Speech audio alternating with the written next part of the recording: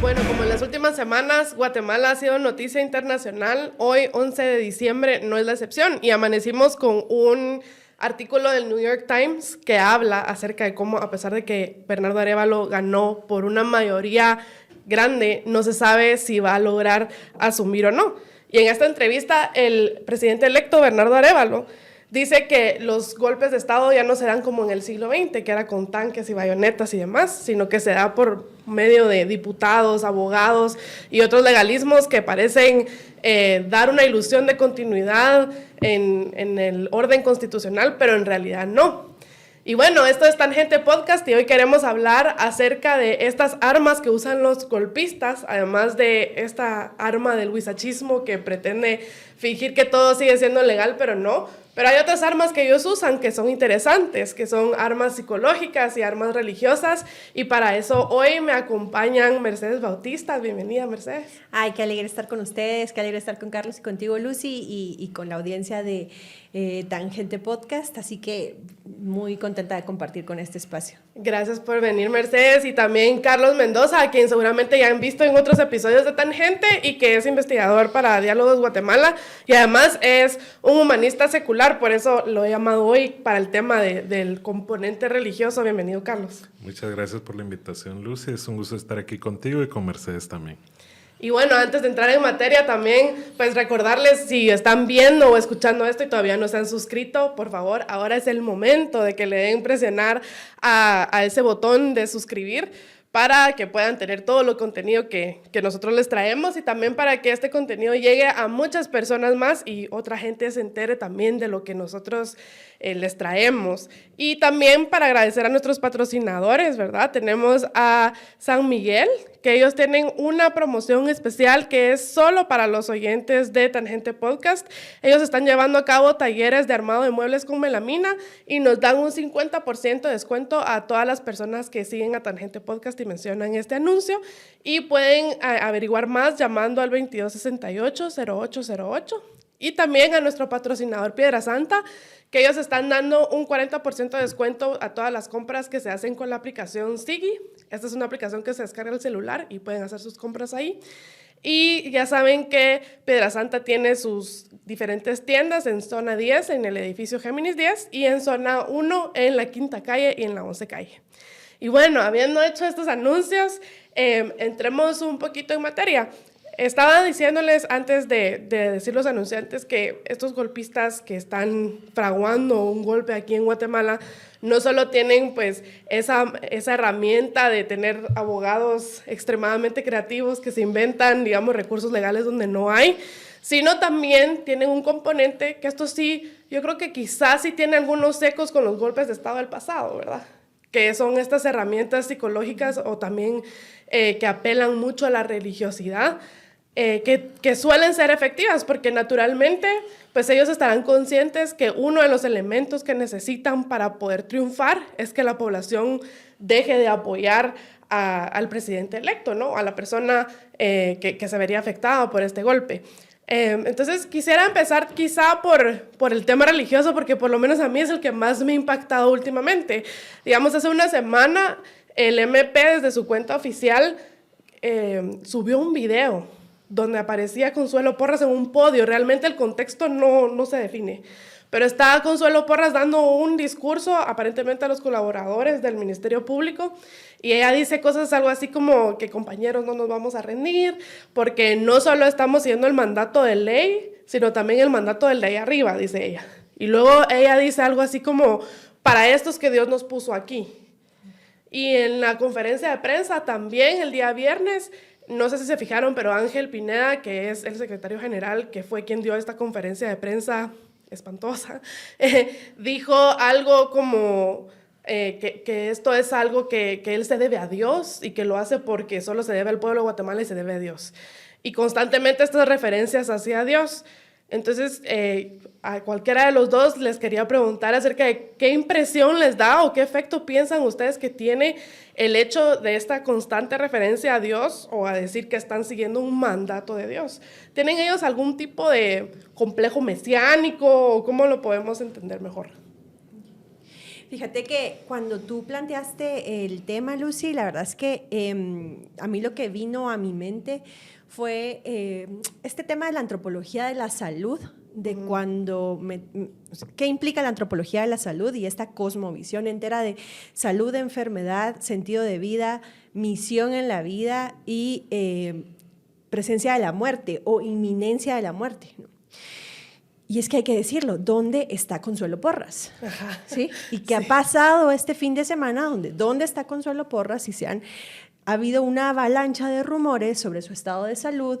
Hemos visto fotografías donde su estado de salud se ve deteriorado, se han interpuesto recursos de exhibición para saber en dónde se encuentra y pareciera que la persona pues está en un momento clave de su salud, en donde aparentemente tiene un diagnóstico de una enfermedad que le pone de frente a la muerte y todo lo que eso implica, ¿no? Y cuando tú tienes conocimiento de que el presidente de la República y la fiscal general, los dos puestos más importantes en este momento en términos de poder y que representan esa punta de lanza del pacto de golpistas que hay, que están frente a la muerte, ¿cómo no buscar a Dios, no? O cómo no encontrar un sentido de amparo ante la sociedad o ante sus acciones, usar un recurso divino de entender que si Dios me puso aquí es por algo y si le voy a entregar mi último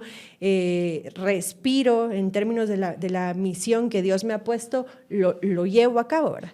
Que me creería esa historia con Consuelo Porras y no con Alejandro Yamatei, ¿no? Que pareciera más, y aquí lo debo decir, que tanto Alejandro Yamatei como Ángel Pineda te encuadran más en rasgos de personalidad narcisistas, ¿verdad? Que en un rasgo de personalidad mesiánico, que esté entregado a Dios o que esté al servicio de Dios. Al contrario de Consuelo, que yo sí creo que es una mujer que ha sido manipulada por su círculo cercano, entendiendo al secretario general del Ministerio Público y a otros a su alrededor, en donde ha sido manipulada a través de sus miedos más profundos en términos religiosos y de sentido de vida y de culpa católica, porque ella lo que ha buscado es, a través de la cercanía con sacerdotes de la religión católica, con incluso el mismo arzobispo de la Iglesia Católica, ha buscado ese sentido de perdón, de aceptación o de que la Iglesia la vea con buenos ojos, de que lo que está haciendo por una cruzada en favor de Guatemala, ¿verdad? Porque ella así lo dice y pareciera que se cree ese papel.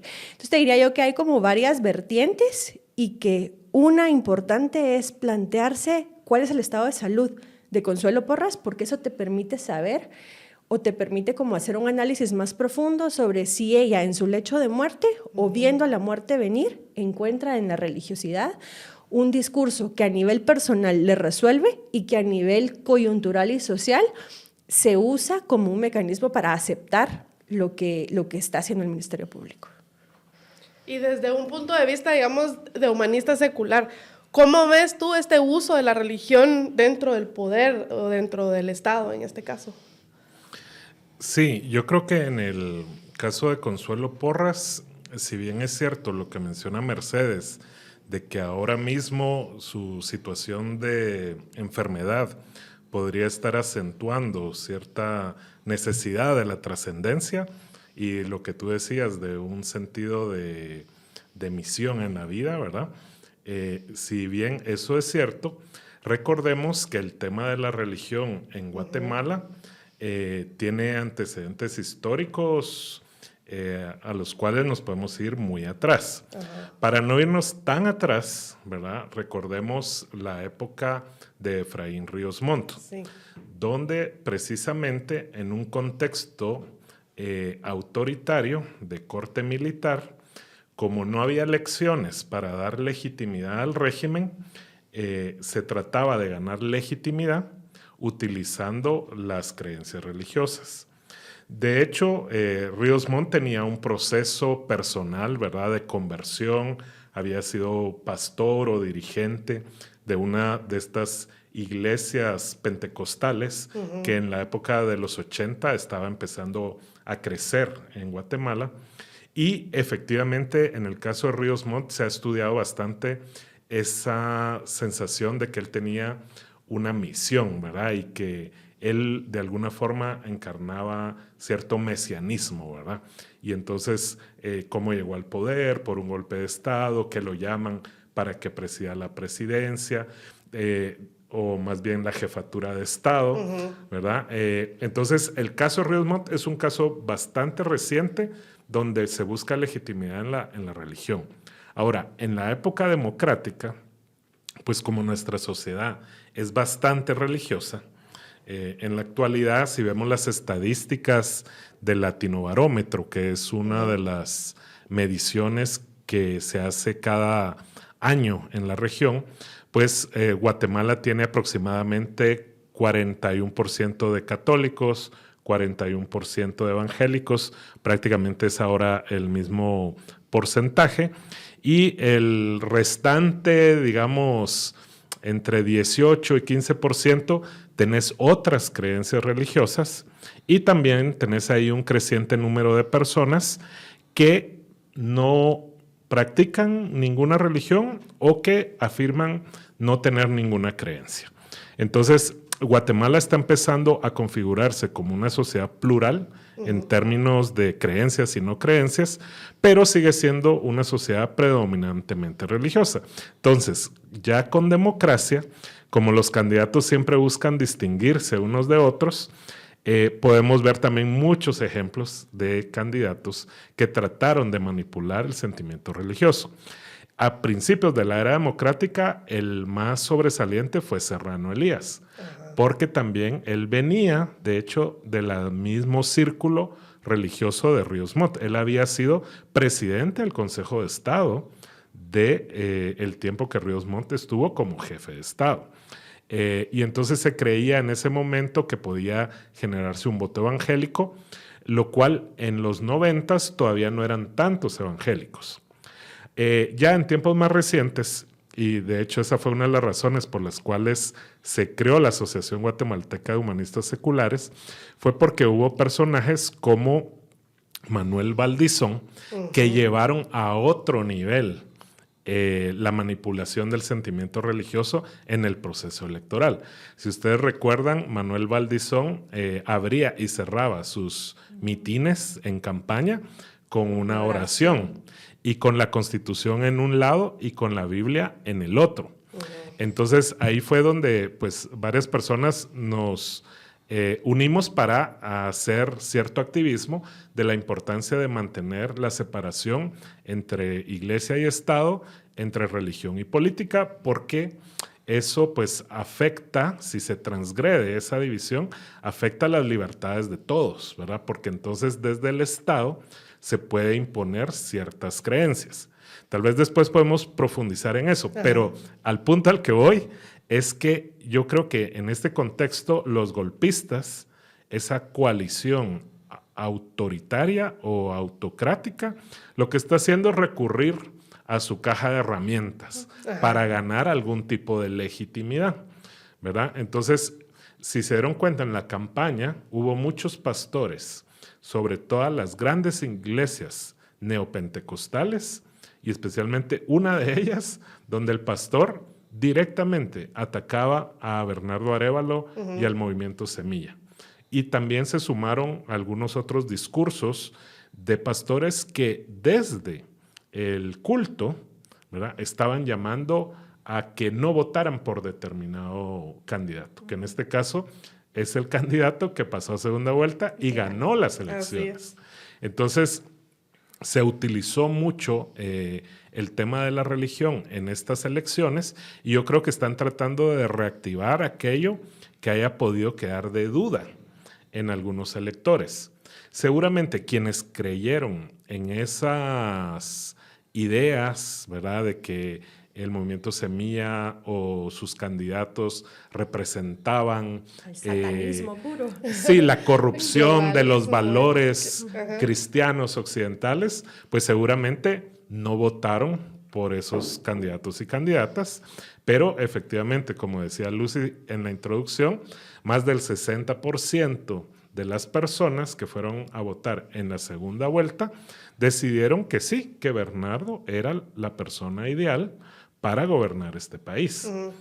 y que más bien no había credibilidad alguna en la otra candidata, que además había transgredido la normativa que prohíbe que pastores vayan como candidatos. Sí, Su porque tenía vicepresidenciable era o es un pastor. Entonces, yo creo que están tratando de recurrir a eso, y en el caso específico de Consuelo Porras, yo sí veo como consistencia, porque preparándome para esta reunión, me puse a ver todos los clips del Ministerio Público, porque ella no se ha perdido, creo, ningún desayuno de oración de estos grupos que, a imagen y semejanza de lo que se hace en la política norteamericana, organizan alrededor del mes de agosto cada año un desayuno donde invitan a todos los políticos, a los empresarios y a todos los que tienen algún poder en el país a que vayan a esta actividad, digamos que es religiosa, de corte no protestante, sino evangélica, pentecostal. Sí, sí, ahí hay bautistas, etcétera, pero, y también, no sé si vieron aquel famoso documental de La Familia, Sí. sobre cómo influyen estos grupos religiosos en los políticos neoconservadores, ¿verdad? Los vínculos con los senadores norteamericanos, incluso los traen a ellos a ese desayuno. Pero el punto es de que ella consistentemente ha ido a esa actividad, siendo ella muy católica. Y la actividad no es católica. Y participa, la invitan como speaker, al menos vi sus participaciones del 2019 y la del 2022, y ella da un discurso haciendo citas bíblicas, ¿verdad? En 2019 citó Proverbios, capítulo 2, versículos del 7 al 8, y al final cerró citando Primera de Juan, capítulos 4, del 7 al 8. Les queda de tarea ver en su Biblia qué es lo que está diciendo, pero en 2022 cita Hechos 3, 19, y así ella utiliza la Biblia y va diciendo y va justificando, y si quieren después podemos ver algo del contenido, pero ella definitivamente no es solo ante la inminencia de su muerte, sino que sí tiene unos antecedentes de un profundo sentimiento religioso que le hace ver, no solo, tal vez no se ve ella a sí misma como Mesías o Salvadora, digamos como esa figura de Ríos Montt de los 80s, pero sí se ve ella como liderando una cruzada religiosa, una cruzada ética, ¿verdad? Donde hay unos valores contrapuestos a los que ella tiene y que va a utilizar todo el poder que le da la ley, el Estado, que es el MP, para combatir eso. Sí. Y esto, si te das cuenta, hay un patrón ahí también, porque tú mencionabas Ríos Montt, Serrano Elías, y vemos aquí en la coalición golpista todos estos nexos que hay con Suri Ríos, por ejemplo. No son rumores, sino que están comprobados. Digamos, el mismo Giovanni Frati, que fue el ciudadano valiente que puso esta denuncia, pues tiene nexos con Suri Ríos también. Esta gente de Fundación contra el Terrorismo, Guatemala Inmortal, etcétera, todos han sido estrategas de campaña de Suri Ríos y han sido sus asesores, y es parte de esta misma cadenita, el hecho de importar estas cosas. Digamos, a Ríos Montt se le criticaba mucho por todo su nexo con la iglesia al Verbo y la secretividad que tenía esta iglesia, que incluso hubo una época que solo los miembros podían entrar, y entonces había esta preocupación de qué era lo que discutían ahí.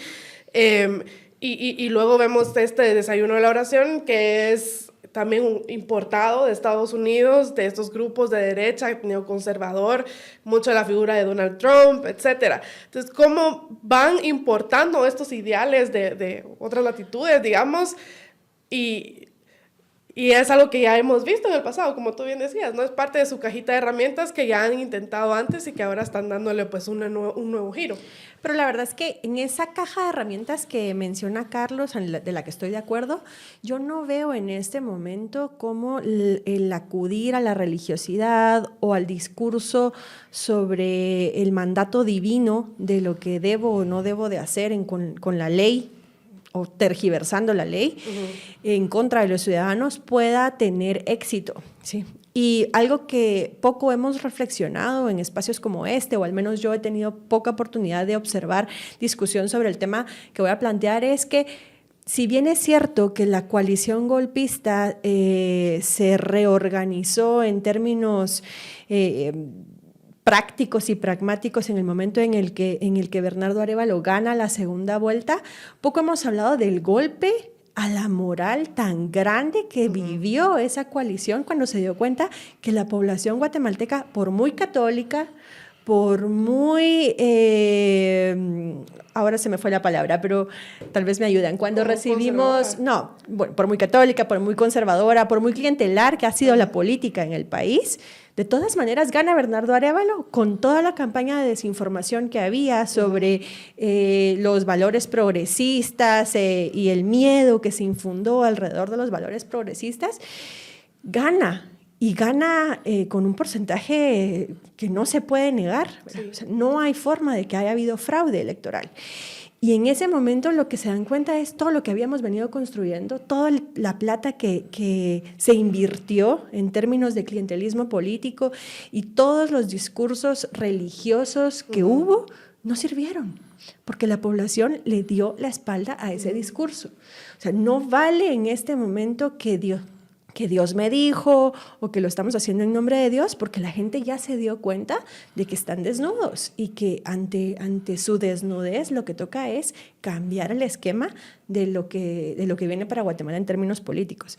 Entonces, a mí lo que me preocupa más es ese componente psicológico que ponen de por medio, porque ese componente psicológico donde te dicen de alguna manera, haciendo la recomposición de la narrativa de nosotros somos los buenos porque tenemos el mandato divino y ustedes son los malos, en donde te hacen sentir como indefensión ante el poder estatal y ante el poder que representan.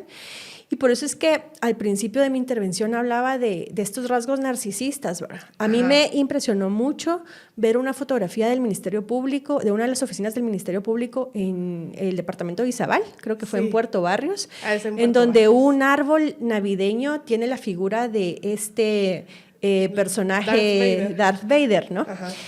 Y entonces está dentro del Ministerio Público, es decoración navideña y es todo el árbol representando a Darth Vader, cuando hemos visto que uno de los líderes del famoso Net Center, que no es un Net Center, porque un Net Center sería comprar bots, y aquí parece que es gente organizada, incluso dentro del mismo Ministerio Público, que tiene acceso a información privilegiada y que te da la información a través de esas cuentas, y que es esa cuenta en específico la que tiene el liderazgo de las cuentas alrededor que desinforman o informan previamente a lo que viene. Parece como un culto a la personalidad, ¿no? Y ese culto a la personalidad y esa como perversión de decirte, me río en tu cara porque yo soy el que manda y hay gente adentro del Ministerio Público que está en mi clica, porque eso es lo que te está diciendo. Este es mi territorio y aquí hay gente que me respalda. A mí eso sí me preocupa, porque entonces te genera esa sensación de no sabes en quién confiar, de no sabes a quién creer y de no sabes si vas a ganar, ¿no? Yo estoy segura, tal como Bernardo lo dijo ayer en la entrevista de Con Criterio, que no van a ganar, pero también estoy segura que no van a dejar de intentarlo. Exacto. Y que en ese intento las probabilidades, aquí Carlos que tiene mucho más conocimiento sobre los datos, las probabilidades si no son cero, no pueden dejar de preocupar, ¿verdad? Entonces, por ahí es en donde yo vería más que en ese kit de herramientas el discurso que nos dejan ver estos golpistas pueden afectar al ánimo de la gente. Sí, yo estoy de acuerdo contigo. Digamos, ese discurso no fue efectivo hacia la población que votó. Y yo creo que ahí eso es una diferencia clave entre la ciencia y el dogma. Porque, digamos, en la ciencia tú haces tu experimento, ves los resultados y te reorganizas o replanteas o buscas algún cambio. Pero aquí ellos hicieron este experimento varias veces y varias veces falló, pero insistieron. Por ejemplo, este experimento ya se había hecho en Estados Unidos con Trump y perdió. Y se hizo luego con los senadores y miembros de la casa republicanos, donde supuestamente iba a haber una gran marea roja y perdió.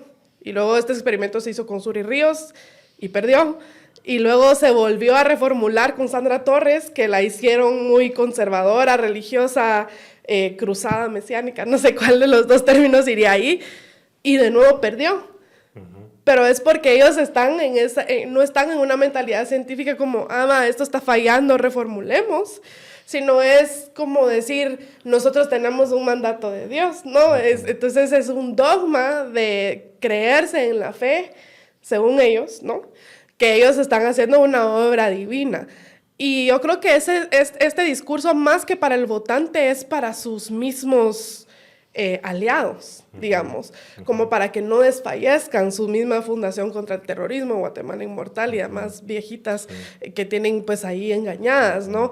O para sus mismos operadores legalistas, huizaches y demás, como decirles, no desfallezcan, ustedes están haciendo una obra de Dios y sigan con nosotros y sigamos. Y eso es lo que va a hacer que no se rindan, como tú bien decías, digamos, no lo van a lograr porque no les alcanza las herramientas que tienen, ¿no?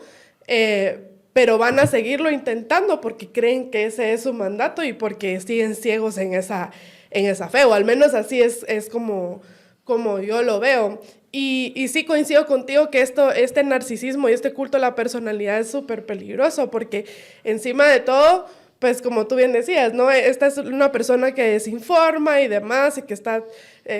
dependiendo de si los rumores son ciertos o no, pues está ocupando ciertas funciones que no debería ocupar. Pero además de hacer esta labor de desinformación, este personaje es quien intimida.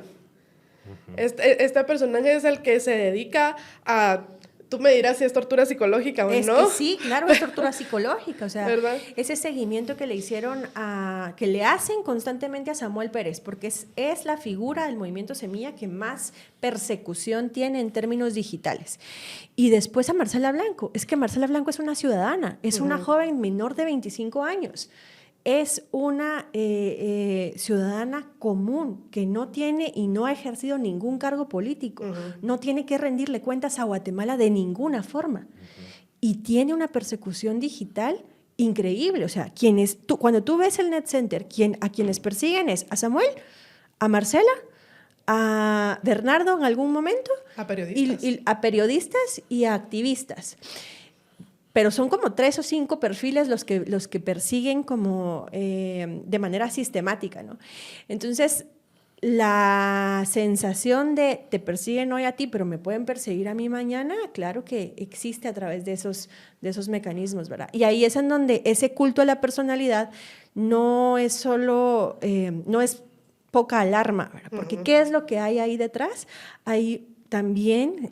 O sea, lo que se sabe en términos de perfiles psicológicos es que también hay poco desarrollo de la empatía, una sensación de que merezco los privilegios y los tratos diferenciados, en donde yo, porque existo, porque soy yo, merezco estar en el lugar en el que estoy. Es que ya ni siquiera es por mandato divino, es porque existo, que yo merezco estar en esta posición.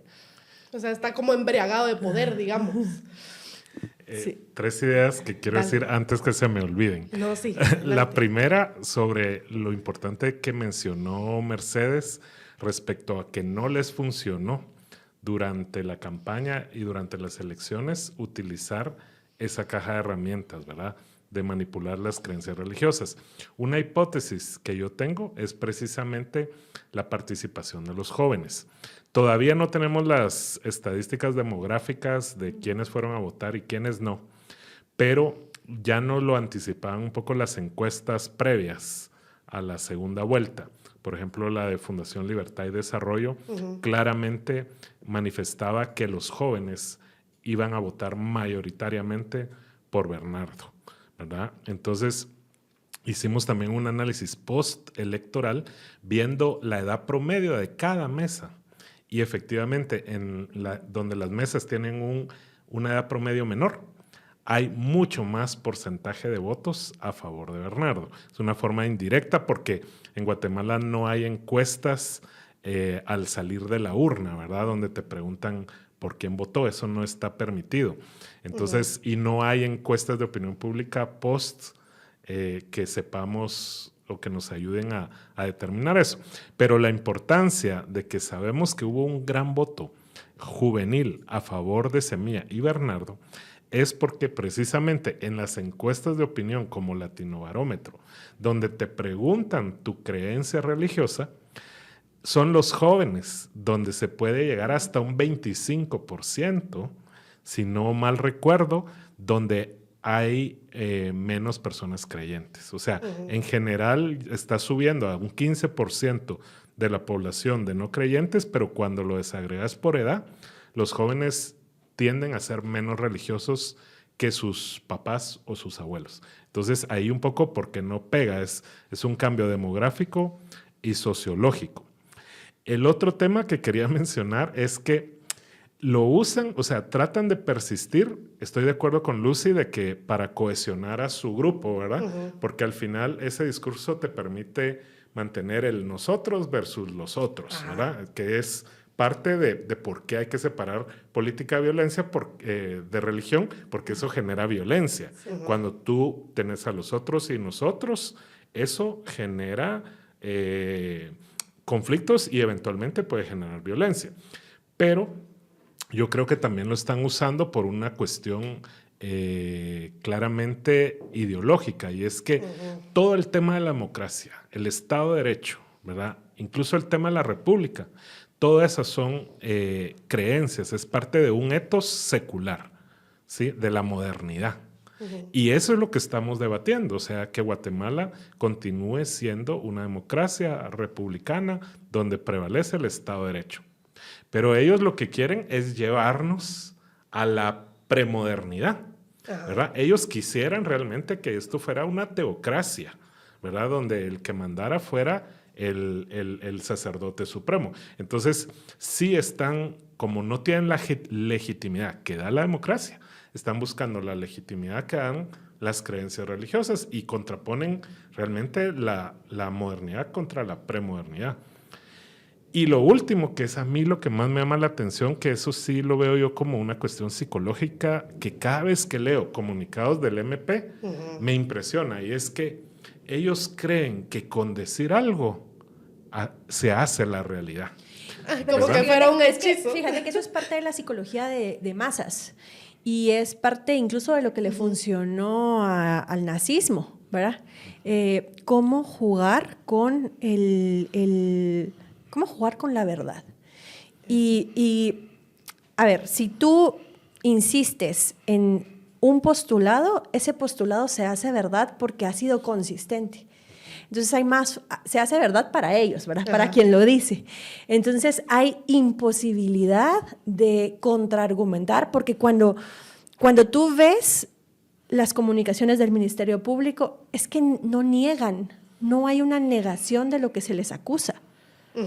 Sino que hay una insistencia en lo que ellos argumentan, o sea...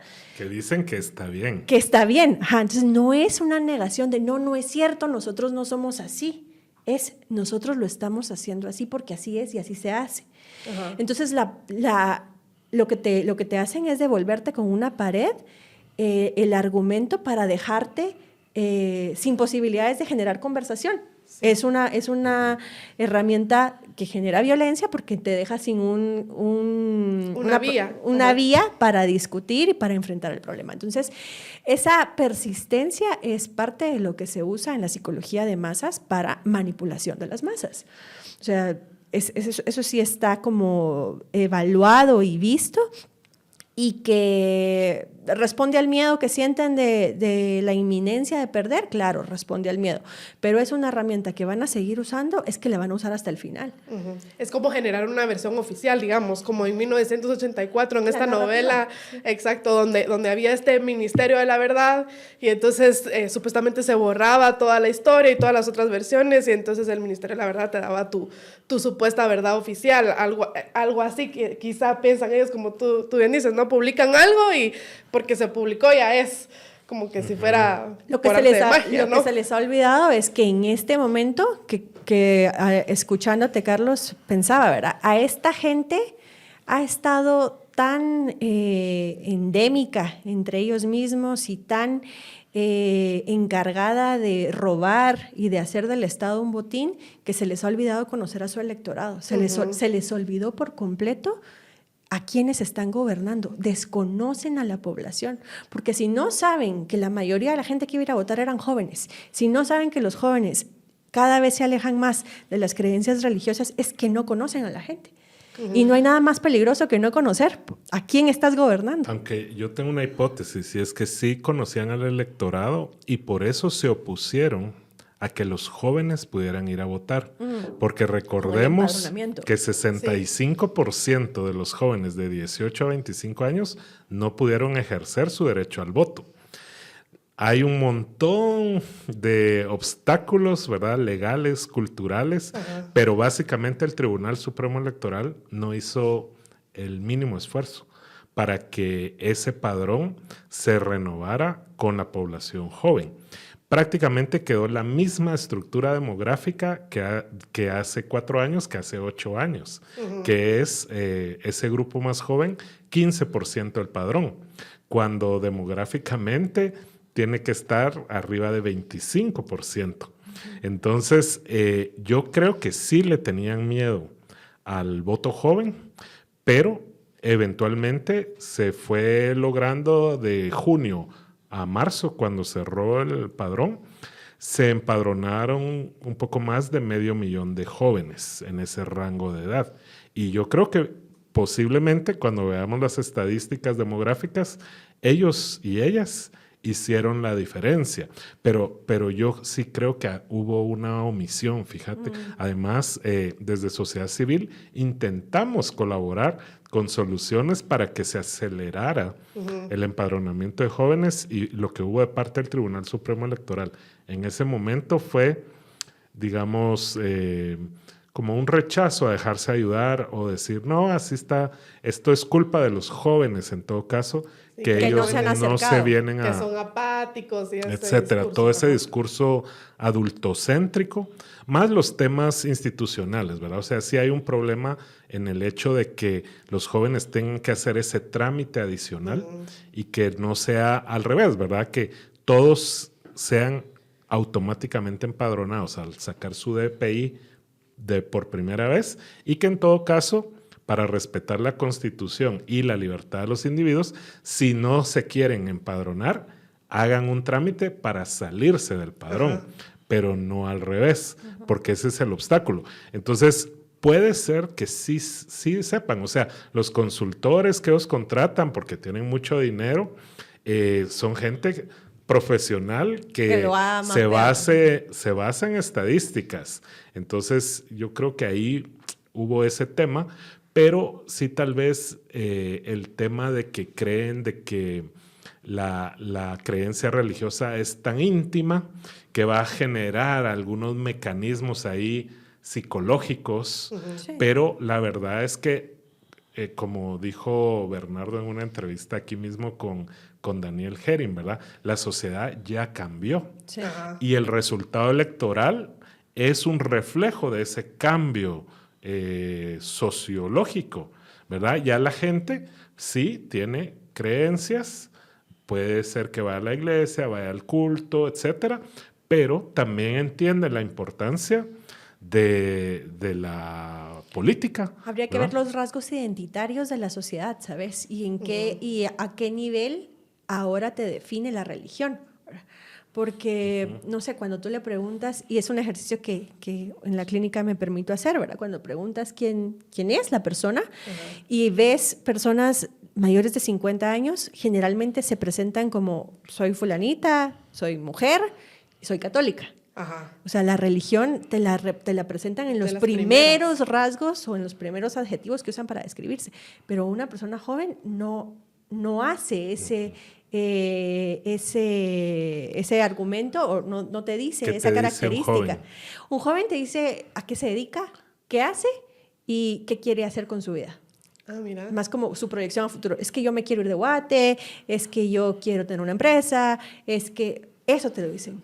Más como un sentido de trascendencia, no necesariamente ubicado en la religión. Bueno, entonces creo que ahí es en donde tal vez nos hace falta conocer un poco a la sociedad, y en eso que tú mencionabas de tal vez sí conocían por los consultores y por eso evitaron de manera a través de la omisión su empadronamiento, pero no sabían el impacto que podían llegar a tener, la incidencia de las juventudes en las familias, porque cuando tú preguntas por qué llegaron a votar, o sea, tú misma lo has dicho, ¿no? O sea, porque los hijos dijeron, hay que votar por, ¿no?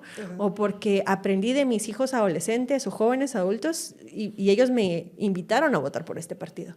Entonces, tal vez omitieron que se pudieran empadronar, pero no pudieron omitir que pudieran pensar y que pudieran incidir. Y que pudieran platicar con la gente mayor que ellos, etc.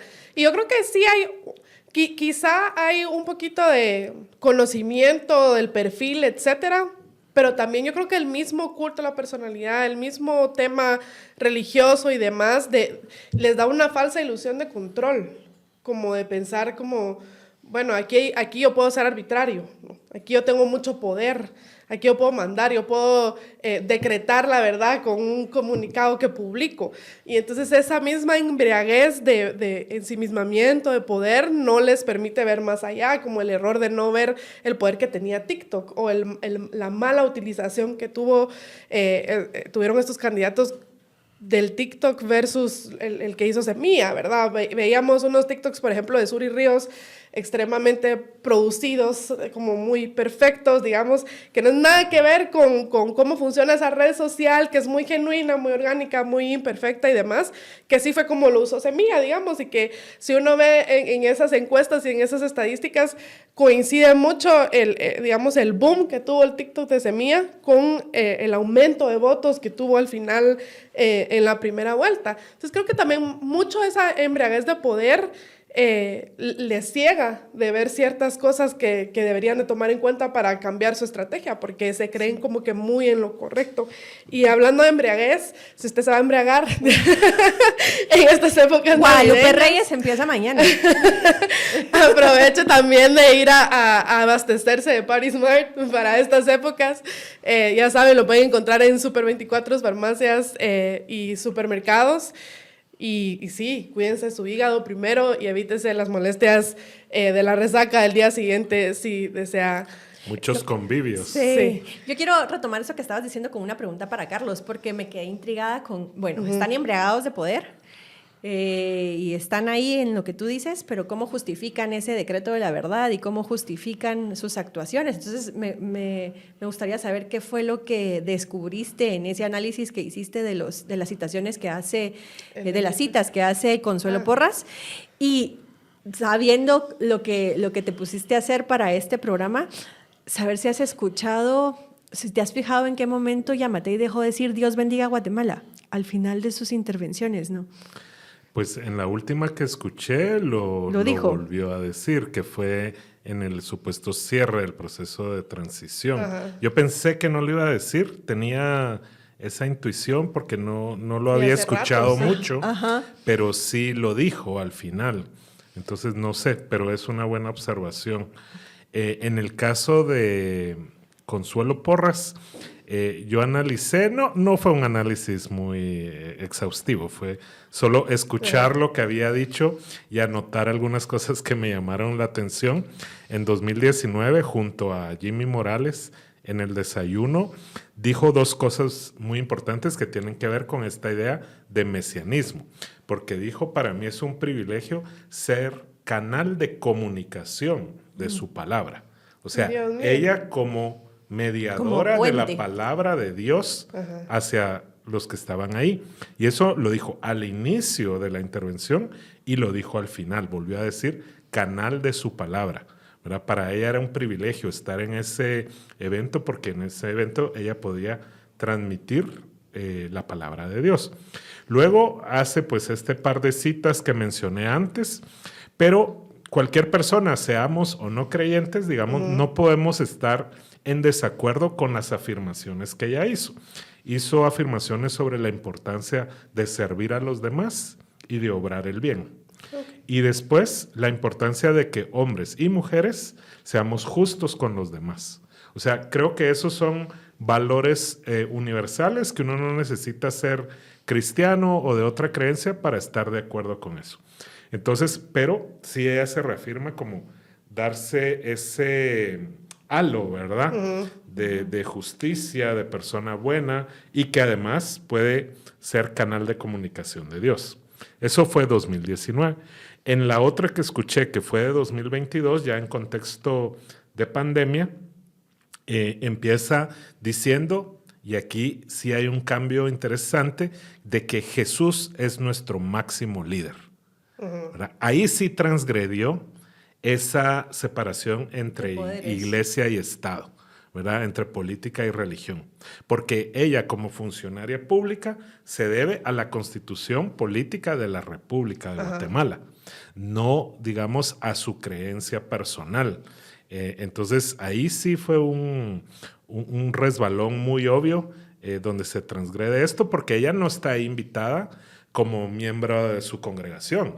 Ella está invitada como ahí fiscal. Como fiscal general y, como le gusta decir, jefa del Ministerio Público. Entonces, ya decir eso, luego volvió a insistir en el tema de la comunicación con Dios.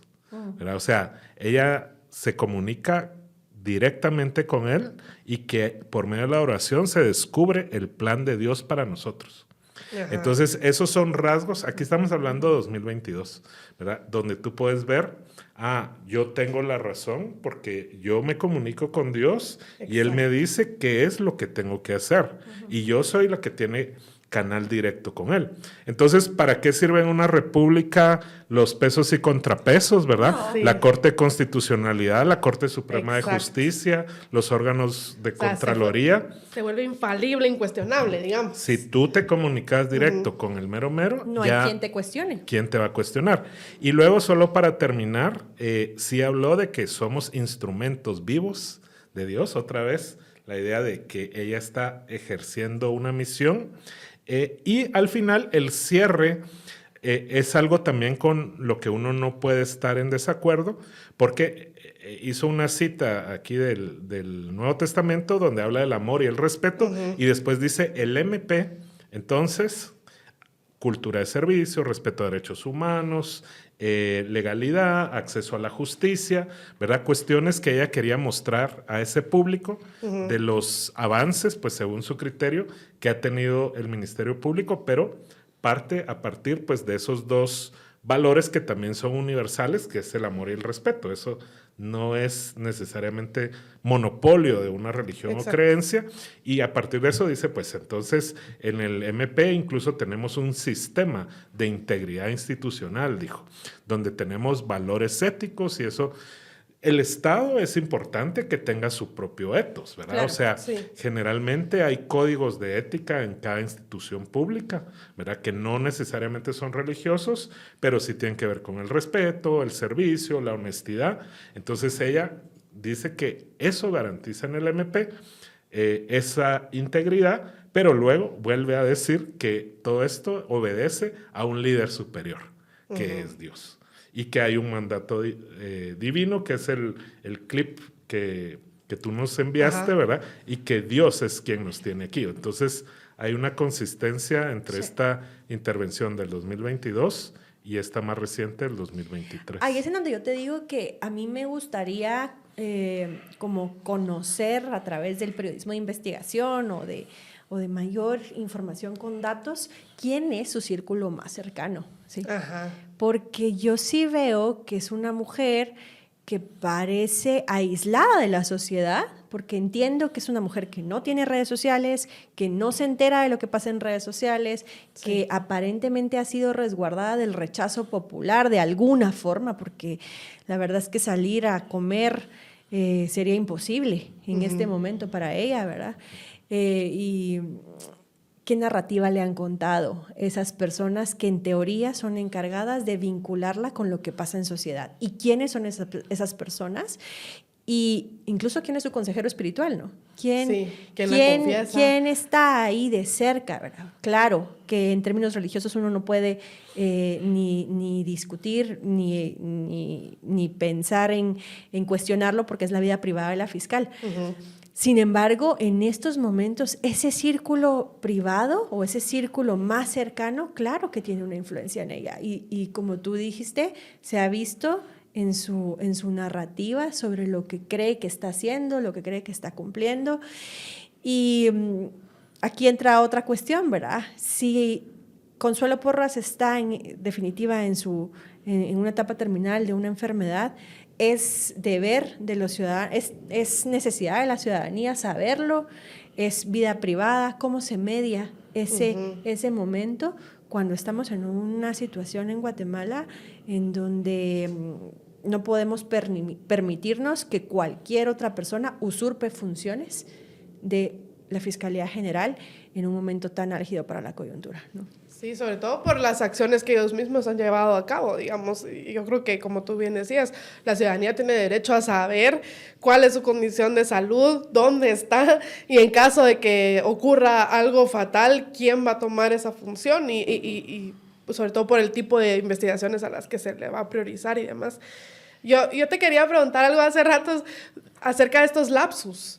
Yo no sé si se han fijado, pero sí. Últimamente han surgido ciertos lapsus. Hay uno de Curruchiche donde él dice, estamos actuando al margen de la ley, cuando quizá... Y hay uno de Javier Hernández donde dice el compromiso que tenemos con la corrupción. Es hora de demostrar el compromiso que tenemos con la corrupción, donde están diciendo algo que seguramente no querían decir, pero eso fue lo que le salió. ¿Qué tan confiables son estos lapsos como para que nosotros digamos eso es lo que están pensando realmente? Y Curruchiche ha sido varias veces, Sí. porque ha confesado que están investigando Sí. al presidente electo, Sí. por ejemplo. Claro. Yo creo que aquí es en donde... A ver, el jueves fue la conferencia de prensa, ¿no? Viernes, Ajá. sí, el viernes. El viernes, que al final es como ese juego del péndulo, ¿no? El jueves sale Bernardo Arévalo con esa caminata poderosa, aunque quieran llamarle que no, para mí fue una caminata muy poderosa, tuve la oportunidad de ir y ver cómo del edificio de Correos, del edificio de de Telgua, ¿qué es? Que ahora es Claro, del edificio de Claro, y de los edificios emblemáticos de la Séptima Avenida, salían personas a saludarlo y llenaban las calles. Para mí fue un momento histórico en la historia reciente del país. Y después de eso, bueno, la conferencia en la tarde, el montón de piñatas con el rostro de Consuelo Porras, sí, que para alguien tremendamente religiosa, verla personificada en una piñata del diablo debe ser también un mensaje difícil. Bueno, vemos el viernes la conferencia y en el primer momento el miedo que te da de si lo van a intentar, ¿verdad? Pero pasa sábado, pasa domingo y ahora me preguntas sobre los lapsos y qué tiene que ver con todo esto, y es que yo creo que están más solos que nunca, ¿verdad? O sea, no hubo órdenes de captura. ¿Y eso qué significa? Que no hubo jueces que se prestaron a firmar órdenes de captura. Todo lo que corresponde ahora está diseminado en los diferentes poderes del Estado. La CC tiene que hacer una parte, el Tribunal Supremo tiene que hacer otra parte, el Congreso mismo tiene que hacer otra parte, y el incentivo para que los diputados se reúnan, yo no sé si es tanto más allá, porque los temas que quedan pendientes son la oposición al presupuesto y si la CC llegara a dar el mandato de elegir suplentes para el Tribunal Supremo. O sea, tienen todo diseminado. No hay forma de que haya una ruta ahorita, de que todo caiga como un efecto dominó en cuestión de 5 o 10 días. Entonces, cuando los ves así de acorralados y así de álgidos emocionalmente, porque claro, tal vez no se ve en la forma en la que hablan, pero tú miras las expresiones faciales, miras la mano de Curruchiche el viernes y está así, miras la expresión de la fiscal que salió en esta conferencia con un miedo profundo en su rostro. ¿Qué queda? Queda confesar, y al final los lapsos son eso, confesiones de lo que realmente está pasando, ¿no? ¿Podemos probarlo con evidencia científica que de verdad eso es lo que querían decir? No, ¿verdad? Al final los lapsus en términos psicológicos pues pueden ser errores de pensamiento, pueden ser errores de cómo lo empalabran, pero también pueden develar confesiones de lo que realmente está sucediendo, ¿verdad? No hay forma de que yo te pueda decir definitivamente eso es lo que quisieron decir, pero sí en psicología, sobre todo cuando estamos haciendo un proceso terapéutico y evaluando cómo vemos las cosas, sí son elementos en donde exploramos qué quisiste decir con eso, ¿verdad?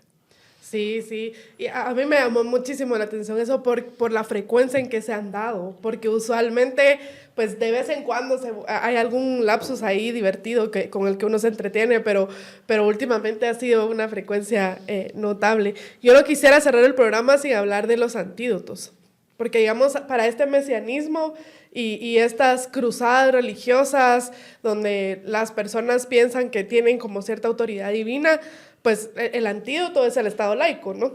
E incluso a mí una de las cosas que no me termina de cuadrar, creo que fue por mi tipo de formación. Yo me formé en un colegio católico, pero en ese mismo colegio católico nos enseñaron que el Estado laico era el resguardo número uno para que nosotros pudiéramos ejercer nuestra fe, porque mientras el Estado es laico, quiere decir que cada quien puede profesar su propia religión y no se impone ninguna otra desde el Estado, ¿no? Incluso en la historia, pues te enseñan la revolución papal, de cómo los mismos papas pidieron la división entre iglesia y Estado. O sea, vino desde la misma creencia religiosa esa solicitud. Entonces, a mí a veces me choquea un poco cuando oigo gente que es religiosa que se opone al Estado laico. No sé, quizás su formación fue distinta. Pero háblanos un poquito del Estado laico y de cómo eso es un antídoto a esta manifestación del poder que hemos visto y que si sigue creciendo podría vulnerar nuestra democracia aún más. Sí, el Estado laico es un antídoto para el problema de la manipulación del sentimiento religioso con fines políticos y a la inversa, ¿verdad? Que también se da, que es la manipulación por parte de los religiosos de cuestiones políticas para mantener ciertos privilegios o ciertos espacios de influencia donde ellos ejercen algún tipo de poder. O sea, se da en ambas vías. De hecho, esa es mi hipótesis de por qué fue tan fuerte la campaña de ciertos pastores e iglesias evangélicas en contra de Bernardo y el movimiento Semilla. No fue tanto que los políticos se acercaran a ellos para aprovecharlos, sino que ellos sí vieron un riesgo de perder esferas de influencia. Por ejemplo, en el MINEX o en el Ministerio de Educación, ¿verdad? Donde ellos están metidos hasta la cocina. Entonces, es en ambas vías.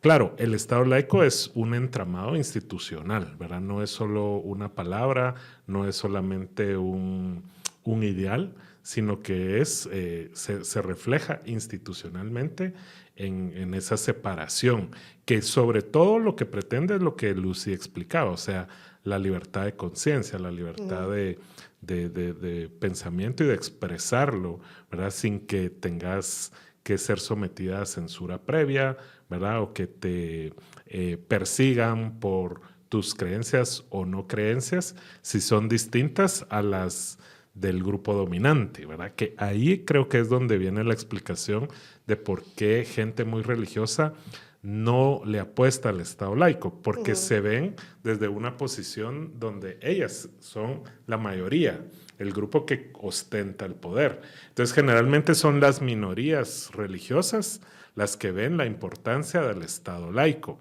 porque dicen, si no, a mí me van a perseguir los de la otra religión.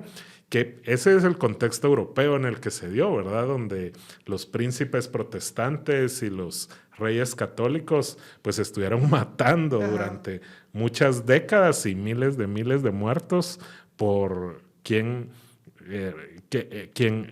era el representante del Estado, tenía una creencia y esa automáticamente se asumía que era la de sus súbditos, y entonces lo que eran guerras entre estados se volvían guerras entre religiones. Pero creo que hay un antídoto previo, ¿verdad? Que con Mercedes lo hemos intentado en temas de formación, y es el pensamiento crítico, ¿verdad? La importancia del pensamiento crítico para que las personas, independientemente de las creencias en las que fueron creados, ¿verdad? O educados, porque en el caso de nosotros tres, por ejemplo, los tres de colegios católicos, ¿verdad? Pero eventualmente uno va madurando, uno va pensando diferente, uno puede dejar de creer, ¿verdad? Como en mi caso, pero el pensamiento crítico te da herramientas para ser efectivamente críticos sobre lo que te han enseñado, o sea, para discernir también, para diferenciar, para cuestionar, para investigar, no quedarse con lo que a uno pues generalmente de niño o niña le enseñan, ¿verdad? Y que uno simplemente nunca cuestiona. sino que el pensamiento crítico te ayuda a cuestionar todo. Y eso no debe ser solo para el ámbito religioso, sino también para el ámbito político. Precisamente en esos ámbitos hay mucho debate, hay ideologías, así como hay creencias. Las ideologías políticas son creencias, Sí. pero necesitas herramientas de pensamiento crítico para poder discernirlas.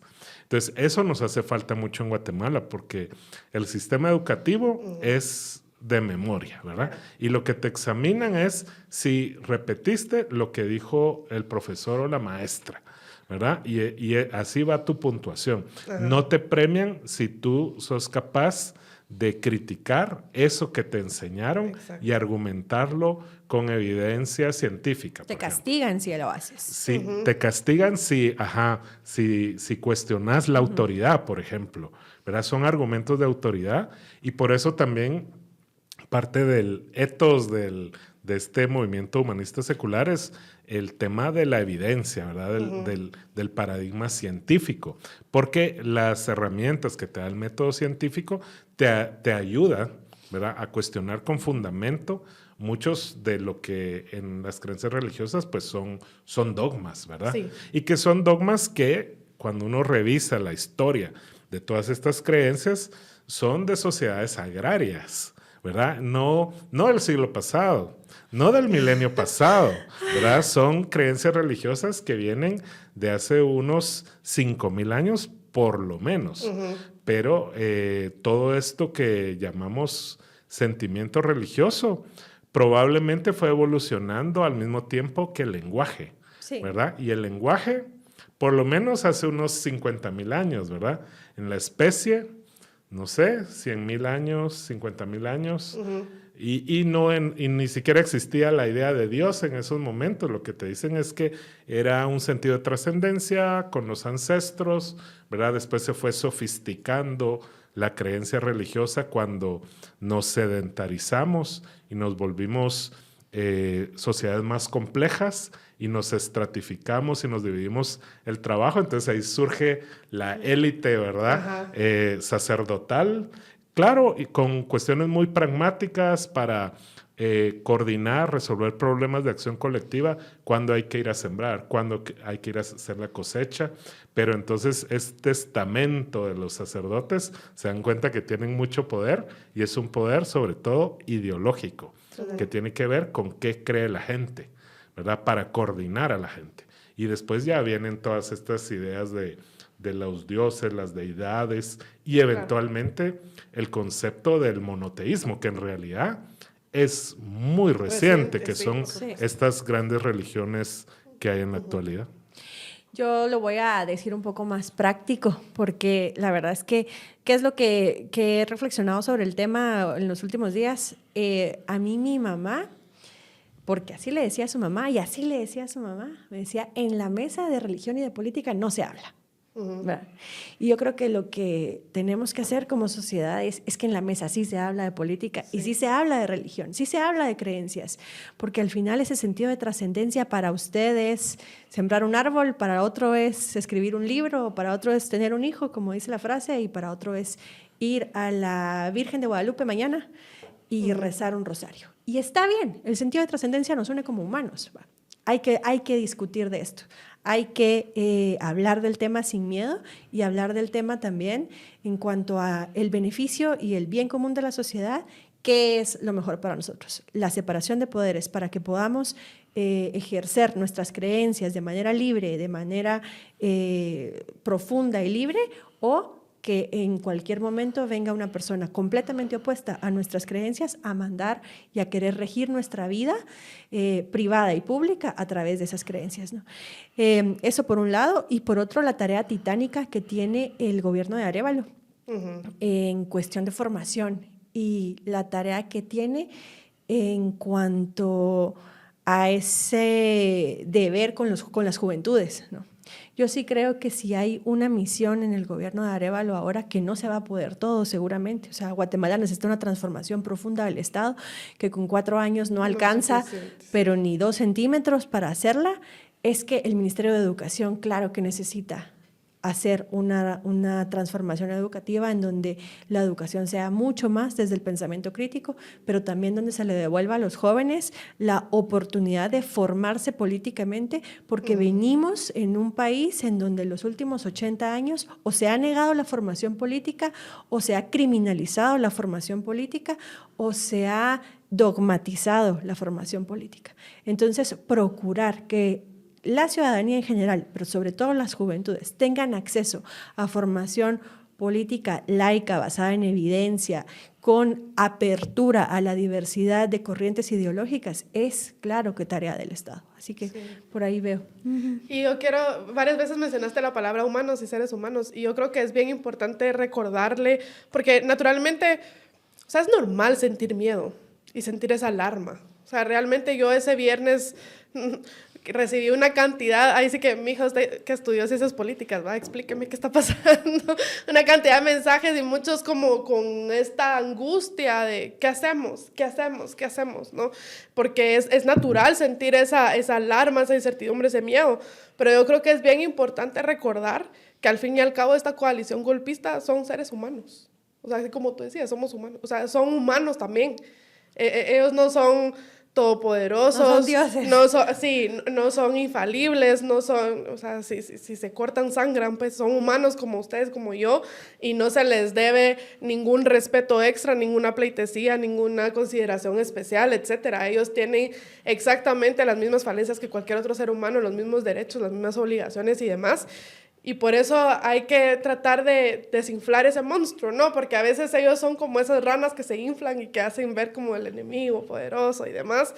Pero realmente no son el gran monstruo que ellos pintan. O sea, ahí son está el imperio humanos, recordándonos que son cualquier ciudadano más, quitándole la visa a 100 diputados. O sea, no son más grandes que nosotros y por eso es que yo no creo que vayan a vencer. Porque no solo no creo que sean más grandes que nosotros, sino creo que están en una condición muy desfavorable para ellos y hay que recordar eso, hay que recordar que ellos también son débiles. Solo una acotación ahí. El problema es de que, si todo lo que dijiste es cierto, que estoy de acuerdo, el problema es que tienen miedo, mucho miedo, por las consecuencias de todo lo que han venido haciendo y todavía tienen el poder de las instituciones públicas. Entonces, ese miedo los está llevando a abusar de ese poder y a hacer locuras, ¿verdad? Incluso me ponía a pensar en lo del caso de Marcela Blanco. O sea, ¿por qué la atacan a ella? Porque ella representa a esas mujeres jóvenes que están incursionando en la política, ¿verdad? Y que no le tienen miedo a lo que a los de mi generación nos enseñaron. O sea, mis papás me decían que era peligroso participar en la política, porque yo soy de la generación que creció con la transición, no solo a la democracia, sino a la paz, donde todos los que habían participado en política habían sido perseguidos o asesinados por las fuerzas del Estado mismo. Entonces, a mi generación nos enseñaron a no participar en política.